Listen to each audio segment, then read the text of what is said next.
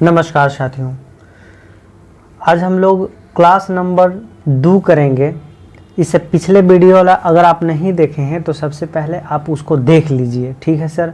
और आपका परम कर्तव्य ये है सर कि आप इसको सब्सक्राइब कर लीजिए और सुपर रिवीजन को सब्सक्राइब करने के बाद आप अपने दो ग्रुप में सेंड कर दीजिए ताकि हमें भी उत्साह मिले। क्योंकि पहले वाले वीडियो में हम लोग इतिहास के बारे में ये पढ़ चुके थे कि प्राक ऐतिहासिक काल पढ़ चुके थे, आग ऐतिहासिक काल पढ़ चुके थे, ठीक है सर। अब अगले सेशन से पढ़ते हैं, स्टार्ट करते हैं। आपका बच गया था आज कि ऐतिहासिक काल पढ़ना है सर। तो ऐतिहासिक काल में प्राचीन काल, मध्यकाल, आधुनिक काल, नेहरू काल और विश्व काल सभी को देखना पड़ेगा, लेकिन हम लोग धीरे धीरे देखने की कोशिश करते हैं ऐतिहासिक काल। ऐतिहासिक काल की अगर बात करते हैं तो इसमें लिखित स्रोत उपलब्ध है और इसे पढ़ा भी जा सका है। इसके अंतर्गत वैदिक काल से लेकर अभी तक का समय आता है ऐतिहासिक काल के अंतर्गत, ठीक है सर। और मैंने आपको बार बार कहा है कि मैं पढ़ा नहीं रहा हूँ, सिर्फ आपको रिवीजन करवाने की कोशिश कर रहा हूँ, ठीक है सर। ऐतिहासिक काल ये खान सर का पीडीएफ है और खान सर जो भी क्लासरूम में बताते हैं उसी को सुपर रिवीजन आपको कराने की कोशिश कर रहा हूँ, ठीक है सर। ऐतिहासिक काल अब पढ़ना है तो ऐतिहासिक काल 3 भाग में टूट गया। पहला पुरातात्विक, दूसरा विदेशी यात्रा, तीसरा साहित्य। अच्छा, पुरातात्विक भी 2 प्रकार से टूट जाता है, एक पहला सिक्का और दूसरा अभिलेख, ठीक है सर। और साहित्य 2 प्रकार से टूट जाता है, पहला धार्मिक और दूसरा गैर धार्मिक। और धार्मिक की बात करते हैं तो धार्मिक भी 2 प्रकार से टूट जाते हैं, पहला ब्राह्मण और दूसरा गैर ब्राह्मण। और गैर ब्राह्मण में भी एक आ जाता है जैन धर्म, जो आप पढ़ते होंगे महात्मा बुद्ध और महावीर स्वामी के बारे में। तो आपको गैर ब्राह्मण एक जैन में टूट जाता है, एक बौद्ध धर्म में टूट जाता है। और ब्राह्मण की बात करते हैं तो ये जो है आपको 5 टाइप में, 6 टाइप में टूट जाता है, 6 टाइप में। एक वेद, ऋग्वेद, वेदांग, पुराण, उपनिषद और महाकाव्य, ये ब्राह्मण ग्रंथ में आ जाते हैं। और गैर ब्राह्मण में जैन और बौद्ध आते हैं, ठीक है सर। तो अगर सबसे पहले हम पुरातात्विक की बात करते हैं तो पहले सिक्का के बारे में बात करेंगे। सिक्का, तो सिक्का के बारे में बात करते हैं सर। तो सिक्के के अध्ययन को न्यूमेटिकस कहा जाता है, ठीक है सर। टेराकोटा का सिक्का मिट्टी का बना होता है और ये सिंधु सभ्यता का में बना था। टेराकोटा का सिक्का सिंधु सभ्यता में बना हुआ था।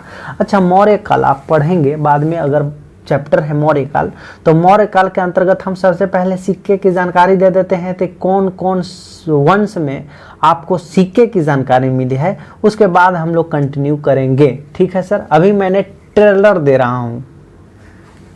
तो सबसे पहले बात करते हैं मौर्य काल में। तो मौर्य काल में 3 प्रकार से सिक्का की जानकारी मिली है, पहला आहत, दूसरा पंचमार्क और तीसरा पर्ण चांदी के हुआ करती थी, ठीक है सर। तो सबसे पहले मौर्य काल के समय आहत या पंचमार्क सिक्के का प्रयोग हुआ है। आहत सिक्के पर लिखावट नहीं होती थी, मतलब ये हुआ सर कि आहत के जो सिक्के हुआ करते थे उसमें लिखावट नहीं होती थी, सिर्फ केवल चित्र बने हुए थे। आहत पर सिर्फ चित्र बने होते थे। यह पहला धातु सिक्का था।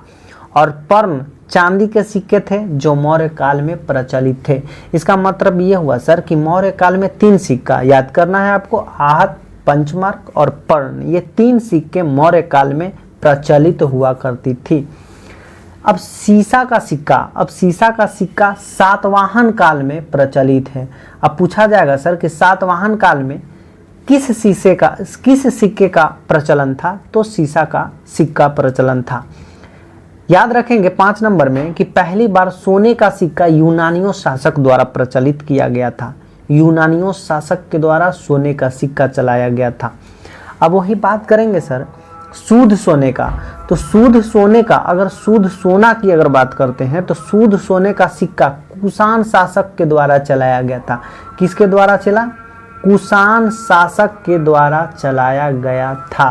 कुषाण शासक, शुद्ध सोने का सिक्का कुषाण शासक के द्वारा चलाया गया था। अगर बात करते हैं तो सर्वाधिक मात्रा में तथा सबसे अधिक सोने का अशुद्ध सोने का सिक्का गुप्त काल में चलाया गया था। अच्छा एक बात बताइए, शुद्ध सोने का सिक्का कुषाण वंश में कुषाण शासकों के द्वारा चलाया गया, लेकिन सर्वाधिक मात्रा में सबसे अधिक अशुद्ध सोना कर दिया। भाई ये तो शुद्ध चलाया, कुषाण शासक ने शुद्ध चला दिया, लेकिन बहुत सारा। अच्छा एक बात बताइए, आप बहुत सारा कुछ लेंगे घर पे आप रखेंगे, तो जब बहुत सारा सोना रहेगा, बहुत सर्वाधिक मात्रा में जब आप सोना को कीजिएगा तो अशुद्ध सोना हो जाएगा, और इसका काल गुप्त काल में चलाया गया। ठीक है सर, और गुप्त में काल में चलाया गया था, तो उस वक्त अगर बात करते हैं तो शासक अस्कंद गुप्त था। कौन था चेला? अस्कंद गुप्त था। ठीक है, अस्कंद गुप्त था। और चांदी का सिक्का गुप्त काल में चलाया गया। एक काम है, यानी ये मतलब ये सर कि सर्वाधिक मात्रा में पाए जाने के बाद अशुद्ध सोने का सिक्का गुप्त काल में चलाया स्कंद गुप्त ने, लेकिन चांदी का सिक्का गुप्त काल में ही चलाया गया और ये शुद्ध कर दिया था। ठीक है ना सर, और ये चांदी का सिक्का गुप्त काल ही में चलाया गया और चंद्रगुप्त द्वितीय ने चलाया गया था। चंद्रगुप्त द्वितीय को ही विक्रमादित्य के नाम से भी जाना जाता था। ठीक है सर। मयूर शैली का सिक्का की अगर बात करते हैं तो मयूर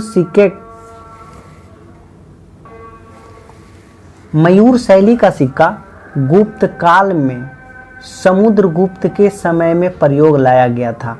इस सिक्के का प्रचलन गुप्त काल में सर्वाधिक था। इसका मतलब ये हुआ सर कि मयूरी शैली का मतलब होता था कि सिक्के पे मोर का चित्र बना हुआ करता था, और चित्र बना हुआ करता था तो भले ही गुप्त काल के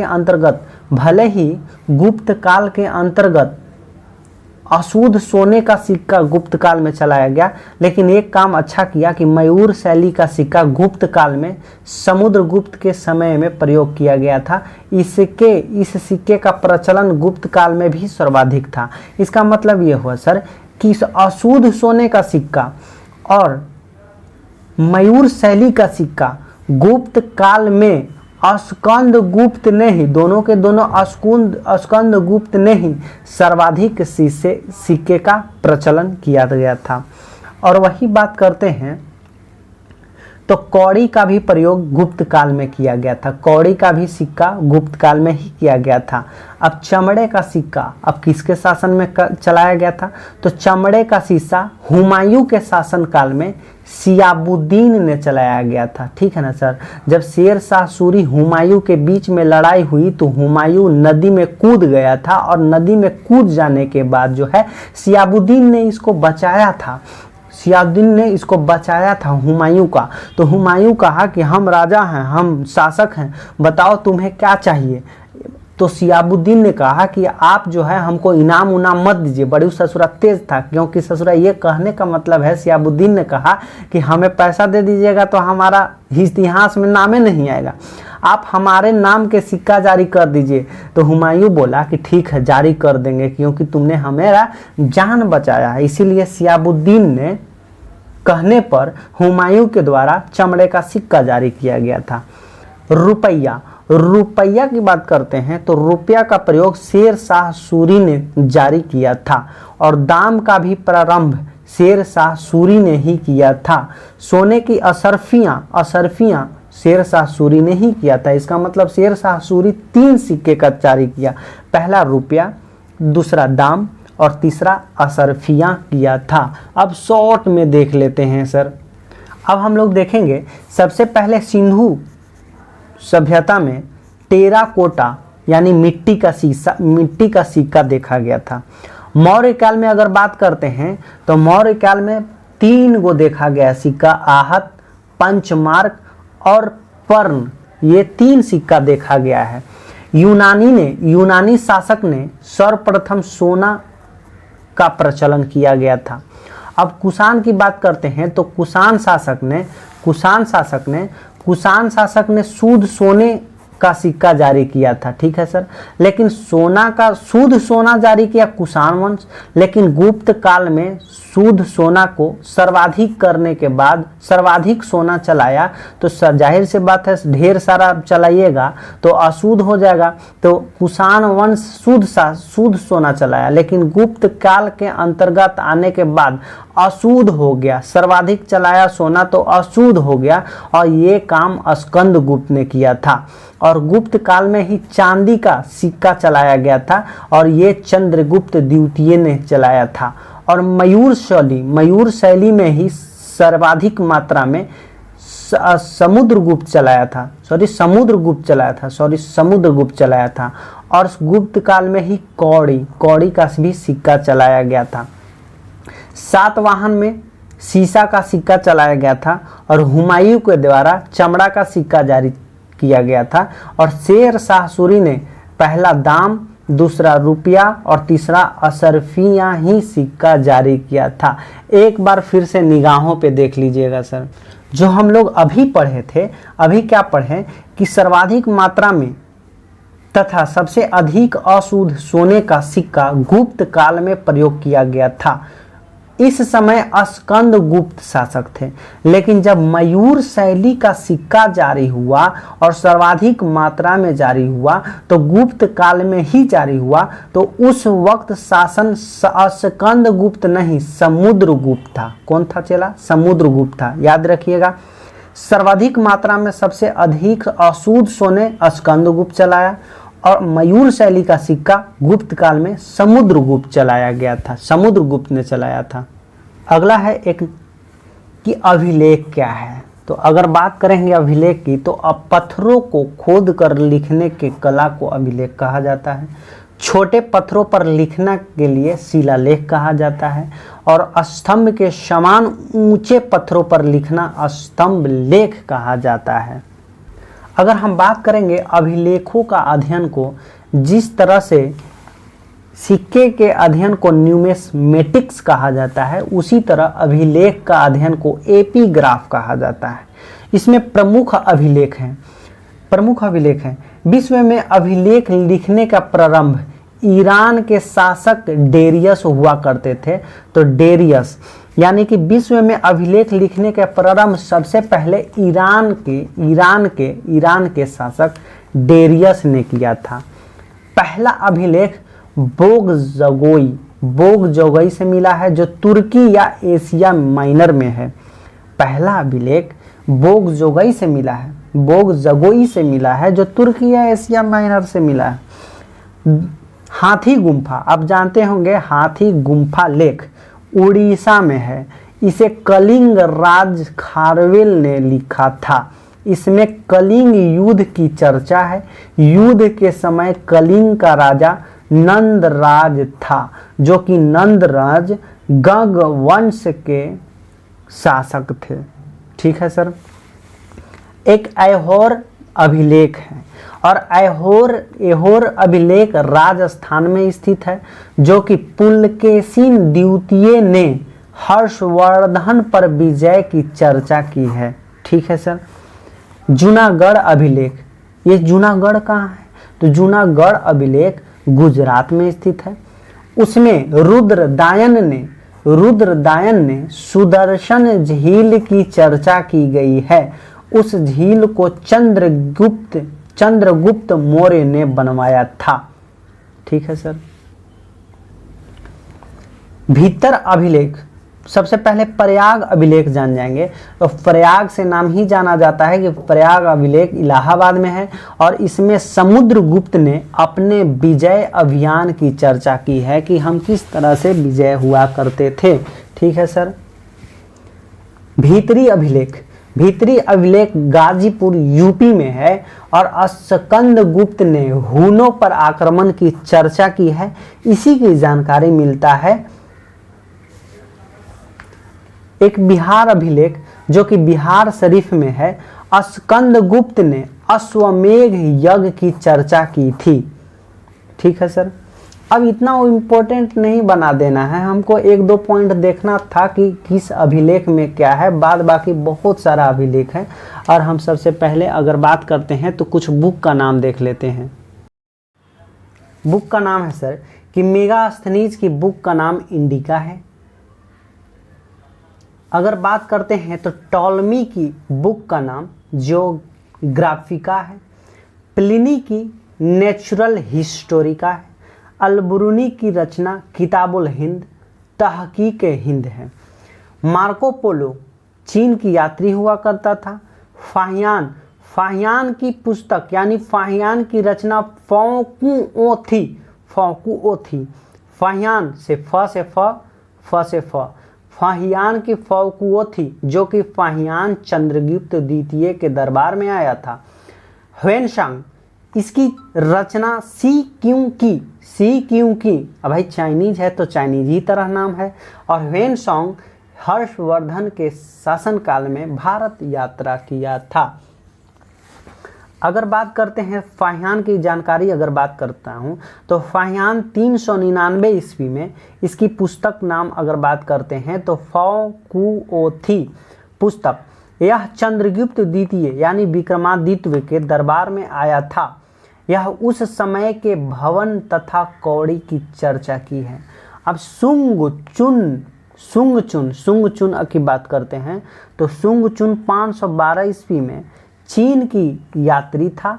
और सुंगचुन चीन की यात्री था, यह बंगाल के बोस में लिखा हुआ था। ह्वेनसांग 629 ईस्वी में इसकी बुक की नाम है सी यूं की। यह हर्षवर्धन के दरबार में आया था। अगर बात करते हैं इसका, अगर ह्वेनसन सी यूं की हर्षवर्धन के दरबार में आया था और ह्वेनसन ने नालंदा विश्वविद्यालय में अध्ययन भी किया था और अध्यापन भी किया था, यानी कहने का मतलब पढ़ा भी और पढ़ाया भी, इसीलिए इसको यात्रियों का राजकुमार कहा जाता है। ठीक है सर। इत सिंह 673 ईस्वी में एक चीनी यात्री था। यह त्रिपिटक की 400 प्रतियां फोटोकॉपी अपने साथ चीन लेकर गया था। अगला है इब्न बतूता, सब चाइनीज है सर। इब्न बतूता यह मोरक्को को रहने वाला था। यह 7000 किलोमीटर की यात्रा करके मोहम्मद बिन तुगलक के दरबार में आया था। और इब्न बतूता की पुस्तक का नाम है रिहला। क्या है भाई? रेहला है, रेहला। अगला है सर अब्दुल रजाक यह फारस का रहने वाला था। अब्दुल रजाक फारस का रहने वाला था और विजयनगर काल में आया था। और इसका पुस्तक का नाम है मतलाए शाहीन, यानी अब्दुल रजाक की पुस्तक का नाम मतलाए शाहीन। और अब्दुल रजाक यह कृष्णदेव राय के दरबार में आया था। कृष्णदेव राय के दरबार में आया था। कुछ हम लोग स्रोत के बारे में जानकारी करेंगे कि किस तरह से स्रोत है। तो साहित्यिक स्रोत, लिखित स्रोत का साहित्यिक स्रोत कहते हैं। प्राचीन इतिहास की जानकारी का यह सबसे बड़ा स्रोत है। एक होता है गैर धार्मिक स्रोत, और गैर धार्मिक स्रोत किसको कहते हैं? इसका संबंध किसी भी धर्म से नहीं होता है, यानी गैर धार्मिक स्रोत किसी भी धर्म से संबंधित नहीं होता है। उदाहरण है अर्थशास्त्र। ठीक है सर। धार्मिक शास्त्र यानी कि धार्मिक स्रोत कहता है कि इसका संबंध किसी न किसी धर्म से जरूर होता है। जिस तरह से हिंदू, मुस्लिम, सिख, ईसाई होते हैं, उसी तरह से धार्मिक स्रोत में किसी न किसी से धर्म रिलेटेड होता है। एक होता है सर गैर ब्राह्मण। तो गैर ब्राह्मण कहने का मतलब होता है कि वैसा स्रोत जिसका संबंध हिंदू धर्म से नहीं हो, उसे ही गैर ब्राह्मण कहते हैं। जैन साहित्य, आप जैन धर्म पढ़े होंगे तो जैन धर्म में यह प्राकृतिक भाषा में मिले हैं, इन्हें आगम कहते हैं। इसका 12 अंग है, 12 उपांग है। आधार गंगा है, सूत्र है, भगवती सूत्र है, मूल सूत्र सब है, आदि पुराण सब है। बौद्ध साहित्य आप पढ़े होंगे तो बौद्ध धर्म पढ़े होंगे तो बौद्ध धर्म में साहित्य पाली भाषा में जानकारी मिलती है। इसकी जातक ग्रंथ से महात्मा बुद्ध के पूर्व जन्म की 200 कहानियां हैं। ललित विस्तार में महात्मा बुद्ध की पूरी जीवनी है। ठीक है सर। और बौद्ध धर्म में ही अंगुत्तर निकाय में 16 महाजन पद की चर्चा की गई है। बौद्ध धर्म की सबसे पवित्र पुस्तक के बारे में बात करते हैं तो त्रिपिटक है, जो 3 पुस्तकों का समूह है। त्रिपिटक, पहला सूत पिटक, दूसरा विनय पिटक, तीसरा अभिधम्म पिटक। और सूत पिटक यह सबसे बड़ा पिटक है, इसे बौद्ध धर्म का एनसाइक्लोपीडिया कहते हैं। और वही विनय पिटक यह सबसे छोटा पिटक है, इसमें बौद्ध धर्म के प्रवेश की जानकारी मिलती है। और अभिधम्म पिटक, इसमें महात्मा बुद्ध के दार्शनिक विचारों की चर्चा की गई है। ठीक है सर। ये मैं आपको बता दूं सर कि अभिधम्म पिटक अभी आपने बताया आपको हमने कि इसमें महात्मा बुद्ध के दार्शनिक विचारों को चर्चा की बात की गई है। सबसे पहले वेद 4 प्रकार के होते हैं। पहला ऋग्वेद, सामवेद, यजुर्वेद, अथर्ववेद। और इसका वेद की अगर बात करते हैं ना चला, तो वेद 4 प्रकार से होते हैं। इसी प्रकार से वेद के ज्ञानी होता है और वेद का ब्राह्मण ग्रंथ होता है, और उसी प्रकार से वेद का उपवेद होता है। और जिस तरह से वेद का ज्ञानी होता है उसी तरह से उपवेद का ज्ञानी होता है। देखिए मार्क आउट मैंने किया है रेड कलर से। तो ऋग्वेद के ज्ञात्रा को यानी ऋग्वेद के ज्ञानी को यहीं पे देखा गया है कि ऋग्वेद के ज्ञानी को होत्री कहते हैं, सामवेद के ज्ञानी को उद्गाता कहते हैं, यजुर्वेद के ज्ञानी को अधर्यु कहते हैं, और अथर्ववेद के ज्ञानी को ब्रह्मा कहते हैं। आपको हर हाल में ये रटना होगा चला। अब वही ऋग्वेद के ब्राह्मण ग्रंथ को यानी ऋग्वेद को यहाँ पे अब देखते हैं, ऋग्वेद को ब्राह्मण ग्रंथ को हम लोग कौस्तकीय और ऐतरेय कहते हैं। इस प्रकार से हम लोग याद करेंगे, एक यहाँ पे याद कर देंगे, समझे? एक याद करेंगे तो आपका काम हो जाएगा, क्योंकि ए से ऐतरी और क से कौस्तकीय। ऋग्वेद के ब्राह्मण ग्रंथ को ऐतरेय और कौस्तकीय है। सामवेद के ब्राह्मण ग्रंथ को पंचवीस कहा जाता है, और यजुर्वेद के ब्राह्मण ग्रंथ को तैतरेय शतपथ कहा जाता है। शतपथ और तैतरेय कहा जाता है। इसको त से याद कर सकते हैं कि सत से शतपथ और त से तैतरेय याद कर सकते हैं। वहीं अथर्ववेद के ब्राह्मण ग्रंथ को गोपथ कहा जाता है। क्या कहा जाता है चला? गोपथ कहा जाता है। ठीक है। अब ऋग्वेद के उपवेद का नाम क्या है? ऋग्वेद का ज्ञानी होत्रा, सामवेद की उद्गाता, यजुर्वेद का अधर्यु, अथर्ववेद का ब्रह्मा। उसी प्रकार से ब्राह्मण ग्रंथ के बारे में जानकारी ऋग्वेद के ऐतरेय कौस्तकीय, सामवेद पंचवीस, यजुर्वेद शतपथ तैतरेय, अथर्ववेद गोपथ। अब ऋग्वेद के उपवेद का नाम जानते हैं। अब यहाँ पे एरो का चिन्ह लगा देते हैं। तो जिस तरह से ऋग्वेद का उपवेद है आयुर्वेद, सामवेद के उपवेद गंधर्ववेद, यजुर्वेद के उपवेद धनुर्वेद, अथर्ववेद के उपवेद का नाम शिल्पवेद। फिर से ऋग्वेद के उपवेद का नाम आयुर्वेद, सामवेद गंधर्ववेद, यजुर्वेद धनुर्वेद, अथर्ववेद शिल्पवेद।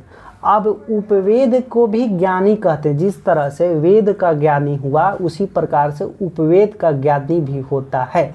तो आयुर्वेद के ज्ञानी को प्रजापति कहते हैं, गंधर्ववेद के ज्ञानी को नारद कहते हैं, धनुर्वेद के ज्ञानी को विश्वामित्र कहते हैं, और शिल्पदेव की ज्ञानी को विश्वकर्मा कहते हैं। आयुर्वेद प्रजापति, गंधर्ववेद नारद, धनुर्वेद विश्वामित्र, शिल्पदेव विश्वकर्मा। आपको हर हाल में ये चीज़ याद करना पड़ेगा। वेदों की रचना ईश्वर ने की, अतः वेद को अपौरुषेय कहा जाता है। गुप्त काल में कृष्ण द्वैपायन व्यास के द्वारा वेदों का संकलन किया गया था। प्रारंभ में वेदों की संख्या 3 थी, अतः वेद त्रय कहा जाता था। लेकिन अथर्ववेद को बाद में शामिल किया गया इसलिए इसे वेद त्रय में नहीं रखते हैं। अब हम लोग सबसे पहले बताया था कि ऋग्वेद, सामवेद, यजुर्वेद, अथर्ववेद, तो उसमें से हम लोग ऋग्वेद को पढ़ेंगे। और ऋग्वेद की जानकारी अगर हम बात करते हैं तो पहला ऋग्वेद, ऋग्वेद में 10 मंडल है, 1028 सूक्त है और 10,580 ऋचाएँ हैं। ऋचाओं की अधिकता के कारण इसे ऋग्वेद कहते हैं। यह सबसे प्राचीन एवं सबसे बड़ा वेद है। कहने का मतलब है सर कि ऋग्वेद सबसे बड़ा वेद है। इसमें गायत्री मंत्र की चर्चा है जो सूर्य भगवान को समर्पित है। पहली बार शूद्र का प्रयोग ऋग्वेद में ही हुआ है। पहली बार शूद्र का प्रयोग ऋग्वेद में हुआ है। अब बात करते हैं, इसमें 10 मंडल है सर, आपको अभी पढ़ा 10 मंडल है, तो उसमें से दूसरा मंडल और 7वां मंडल सबसे पुराना है। यानी ऋग्वेद में दूसरा और 7वां मंडल पुराना है क्योंकि इसका संकलन पहले ही हो गया था। ठीक है सर। लेकिन पहला मंडल और 10वां मंडल नया है। जो 10 मंडल में से पहला मंडल और 10वां मंडल नया है क्योंकि इसका संकलन बाद में हुआ है। और 9वें मंडल में सोम देवता की चर्चा है। ठीक है सर। 9वें मंडल में अगर बात करते हैं,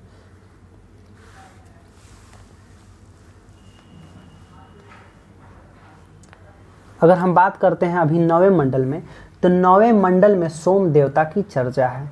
अब अभी हमने बताया था कि ऋग्वेद के ज्ञानी को होत्रा कहते हैं और ऋग्वेद का उपवेद आयुर्वेद कहते हैं, जिसमें चिकित्सा की जानकारी चर्चा है।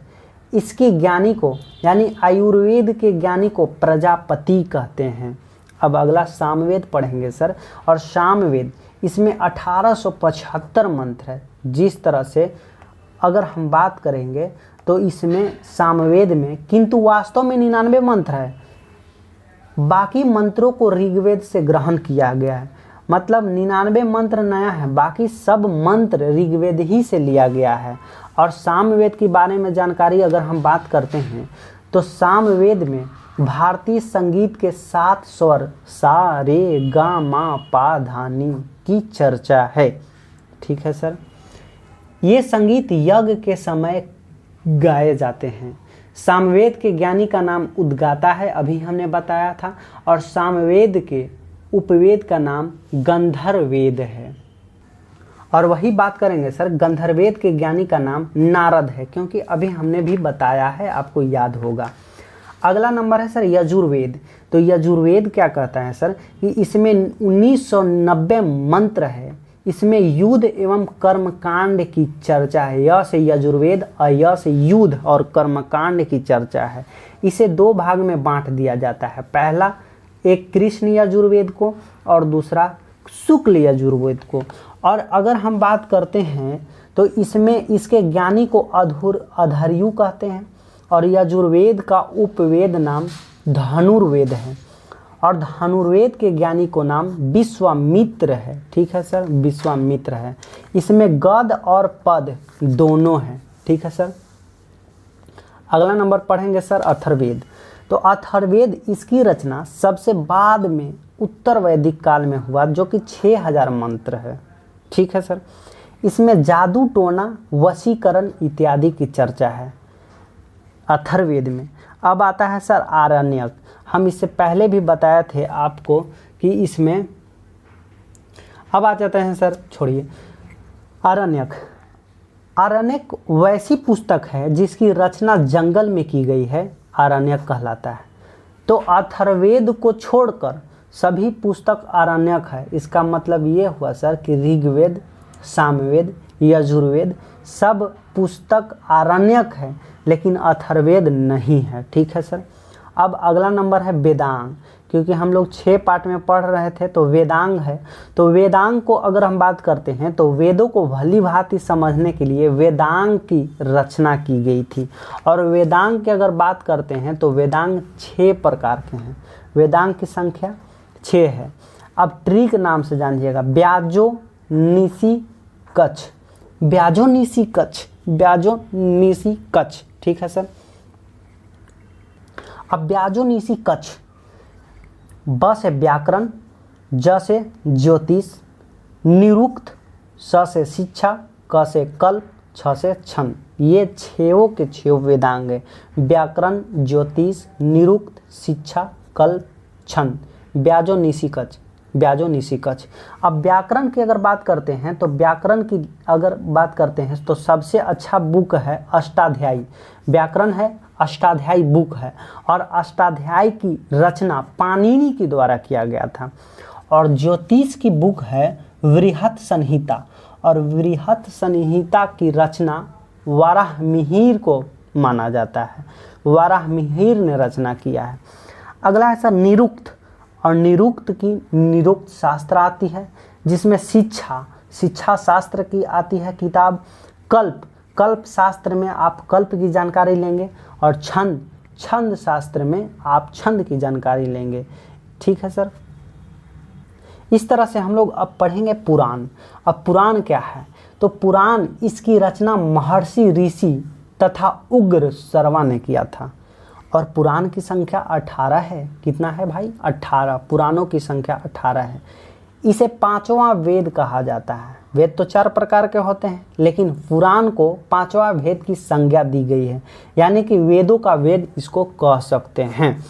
इसमें प्राचीन, यानी कहने का मतलब है सर कि इसमें प्राचीन राजवंशों की जानकारी मिलती है। सबसे पहले एक है, इसमें 18 में से अगर बात करते हैं तो कुछ को जानते हैं तो विष्णु पुराण। तो विष्णु पुराण में इससे मौर्य वंश की जानकारी मिलती है। कहने का मतलब है कि मौर्य वंश की जानकारी विष्णु पुराण से मिलती है। मत्स्य पुराण, मत्स्य का मतलब ही होता है सातवाहन वंश, और मत्स्य पुराण में सातवाहन वंश की जानकारी मिलती है। इसमें विष्णु भगवान के 10 अवतार भी चर्चा में रही है। अगला है सर वायु पुराण। अब वायु पुराण मतलब वायु मतलब हवा, और हवा में तो गुप्त हो जाना। इसका प्रकार है कि वायु पुराण की जानकारी गुप्त वंश की जानकारी मिलती है। इसमें लिखा है कि समुद्रगुप्त का घोड़ा 3 समुद्र का पानी पीता था। गजब है, 3 गो समुद्र की पानी पीता था समुद्रगुप्त का घोड़ा। अगला है सर हम लोग उपनिषद पढ़ेंगे। अब उपनिषद का मतलब होता है सर कि इसका अर्थ होता है गुरु के समीप बैठकर ज्ञान लेना। यह ब्राह्मणों के विरुद्ध राजपूतों की एक प्रक्रिया मानी जाती थी। और उपनिषदों की अगर बात करते हैं तो उपनिषद की संख्या 108 थी, जो कि 13 उपनिषद को ही मान्यता प्राप्त हुई है। पहला बृहद नारायण उपनिषद, यह सबसे बड़ा, और सबसे बड़ा के बाद ये प्राचीन बृहद नारायण उपनिषद, यह सबसे बड़ा है और प्राचीन है। दूसरा है सर कठोपनिषद। अब कठोपनिषद में इसमें यम एवं नचिकेता की चर्चा है। इसमें ऊ शब्द का प्रयोग दर्शाया गया है। कठोपनिषद में ऊ शब्द का प्रयोग किया गया है। मुंडकोपनिषद, तो मुंडकोपनिषद के बारे में बात करते हैं तो मुंडकोपनिषद, इसमें सत्यमेव जयते की चर्चा की गई है। इसी तरह से एक और है सर अलोपनिषद, यह सबसे बाद का उपनिषद है। इसकी रचना अकबर के साथ हुई थी। और बाकी उतना इम्पोर्टेंट नहीं है जितना आपको समझना है, सिर्फ आपको समझना ही है। ठीक है सर। महाकाव्य, अगर महाकाव्य के बारे में बात करते हैं तो महाकाव्य की संख्या महाकाव्य की संख्या 2 हुआ करती। पहला महाभारत, दूसरा रामायण। तो रामायण के बारे में बात करते हैं सर, तो रामायण इसकी रचना वाल्मीकि ने की थी। प्रारंभ में इसमें 12,000 श्लोक थे, किंतु वर्तमान में 24,000 श्लोक हैं। उसे गुप्त काल में ही पूरा किया गया था। ठीक है सर। अगर दूसरा है आपको महाभारत, तो महाभारत इसकी रचना वेद व्यास ने की थी। इसका प्रारंभिक नाम जय संहिता था, जिसमें 88 श्लोक थे। वर्तमान में 1 लाख से भी अधिक हो गया है, यानी अभी 1,11,000 श्लोक हो गया है। महाभारत के खंडों को पर्व कहा जाता है। इसमें कुल 18 पर्व हैं, जो कि सबसे महत्वपूर्ण पर्व भीष्म पर्व को बताया गया था, जिसमें अर्जुन तथा कृष्ण के वार्तालाप की चर्चा है। भीष्म पर्व को भागवत गीता या गीता कहा जाता है। अगर आपको ये सेशन अच्छा लगे तो आप इसे शेयर कीजिए अपने ग्रुप में और इसे लाइक कर लीजिए, सब्सक्राइब कर लीजिए। Thank you very much.